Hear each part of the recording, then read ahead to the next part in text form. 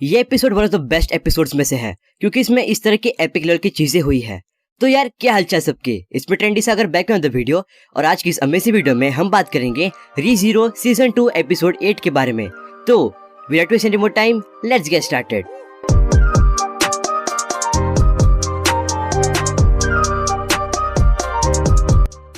अब ओतो सुबारू को लेकर बाहर आ जाता है। वहां राम भी होती है।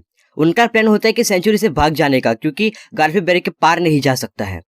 लेकिन सुबारू कहता है थोड़ी देर रुको, मुझे काम निपटाना है। अब वो जाता है सीधे रोजवाल के पास। रोजवाल, इस बार मैं तुम्हें कुछ भी छिपाने नहीं दूंगा। क्या बीट्रिस एक विच कल्टिस्ट है? तुम्हें ऐसा क्यों लगता है? मैंने उसके पास एक गॉस्पेल देखी। अगर वो एक विच कल्टिस्ट है तो वो फिर हमारी तो वो मेरी दुश्मन हुई। तुमने जो देखा वो एक गॉस्पेल नहीं थी, वो एक किताब है जो सच्चा भविष्य दिखाती है। और ऐसी से 2 किताबें हैं। दूसरी वाली टॉम्ब ऑफ विजडम के एकदम करीब है। पर उसने कहा था कि वो एक गॉस्पेल है।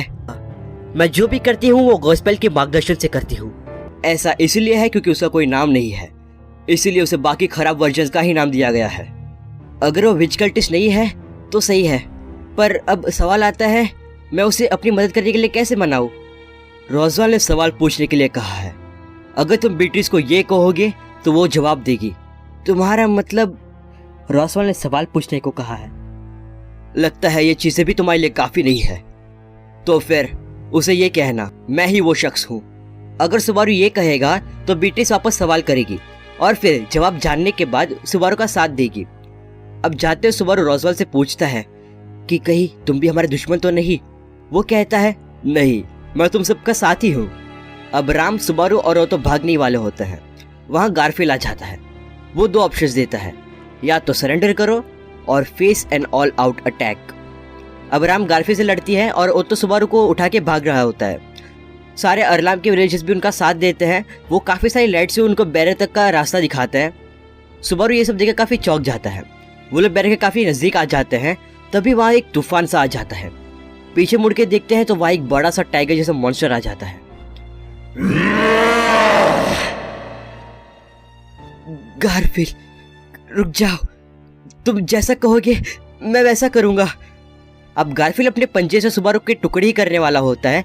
तभी वहां ओतो आ जाता है। तुम बेवकूफ कहीं के! वो सुबारू को धक्का दे देता है। ओतो खुद कुर्बान हो जाता है। सुबारू देखता है ओतो के 2 टुकड़े हो चुके हैं। गारफील! वो दोबारा रोर करता है और सुबारू दूर उड़ जाता है। वो धीरे धीरे जो भी रास्ते में आता है उसे मारता जाता है। एट लास्ट वो पेट्राशी को भी मार देता है। सुबारू वहां से टेलीपोर्ट हो जाता है। मैं यहाँ क्या कर रहा हूँ? सुबह हो चुकी है।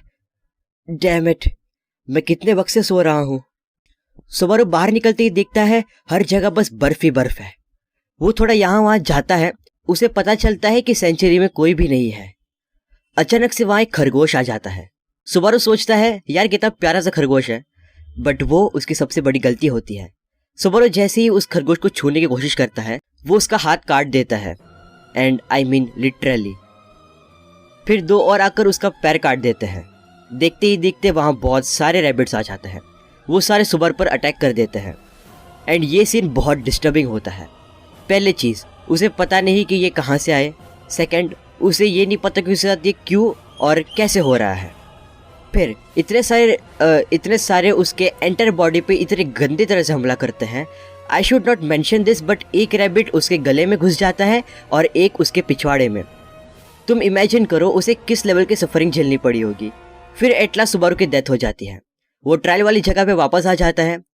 एकदम टूट चुका होता है वो। फिर अपना सर जोर से पटकने लगता है।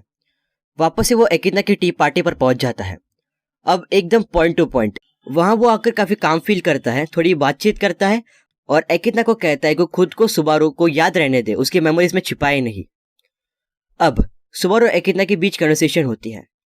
बस अब खेलना बंद करो, आखिर तुम मेरे बारे में कितना जानती हो?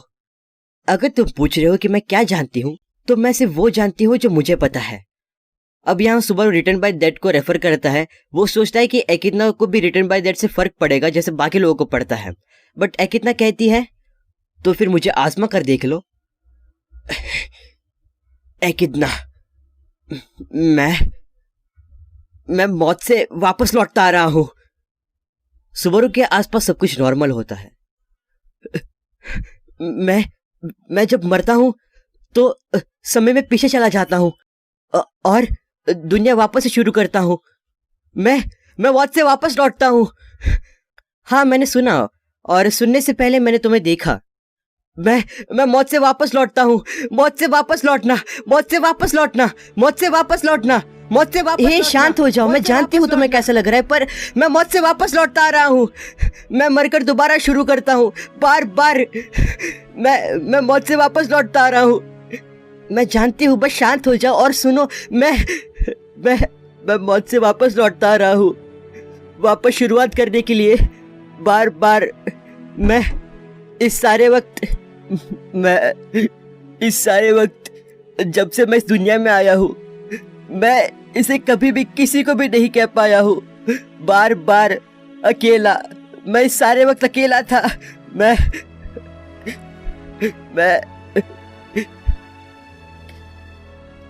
मैं जानती हूँ। एकिता सुबारू के पास बैठ जाती है, उसे कंफर्ट देने की कोशिश करते हुए कहती है, मैं वो हर कदम जानती हूँ जो तुमने यहाँ तक आने के लिए लिया है। मैं देख रही थी, पर मैं सिर्फ देख ही रही थी। तो अगर हो सके तो मैं चाहूंगी कि तुम मुझे खुद सब बताओ। तुमने क्या सोचा था, तुमने क्या महसूस किया था, और तुमने कितनी परेशानियां उठाई हैं। मैं जानना चाहती हूँ, क्योंकि मैं लालच की चुड़ैल हूँ जिसे इस दुनिया में सब कुछ जानना है। यही मैं हूँ, कितना। टाइटल आता है the value of life. Episode वही खत्म हो जाता है, और उस सीजन 1 के एपिक एपिसोड की तरह ही ये एपिसोड भी एक मूवी की तरह एंड होता है।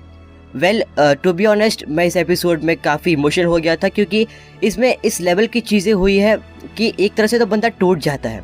वो रैबिट्स का सीन, वो गारफील्ड का सीन, ओतो की मौत, और फाइनली ये किसी को कह पाना कि तुम क्या फील करते हो। सुबारू के लिए ये काफ़ी एक मेंटल रिलीफ था। मुझे एपिसोड बहुत पसंद आया है। लाइक, शेयर, सब्सक्राइब तुम जानते हो। तो हाँ, आज के लिए बस इतना ही। मिलता है नेक्स्ट वीडियो में। Till then, piece.